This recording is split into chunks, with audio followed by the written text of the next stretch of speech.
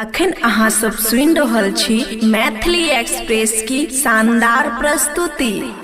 हाय हाय हाय हाय हाय तिरछी नजर।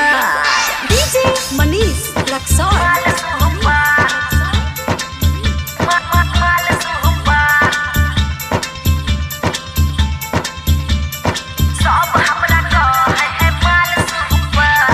खुशी recording studio बलुआहा। दरभंगा के छौरा, मधुबनी के छौरा, कुशेश्वर के छौरा, बलुआहा के छौरा,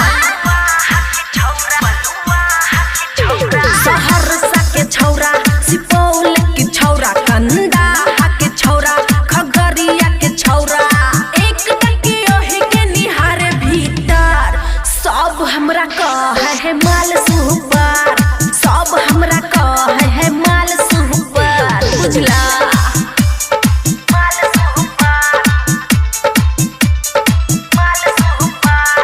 खुशी रिकॉर्डिंग स्टूडियो बलुआहा।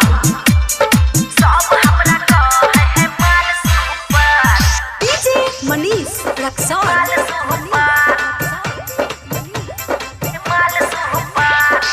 कियो बजाबै हमरा रानी, कियो कहे है दिल जानी, जानू सुना कही सभे पियाबै हमरा पानी।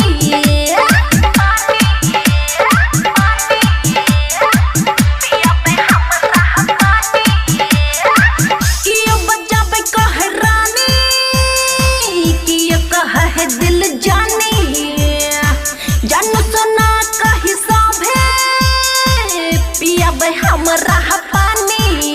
जब करै छी मना मना मना तब बाजै छै एना एना एना, जब करै छी मना तब बाजै छै एना।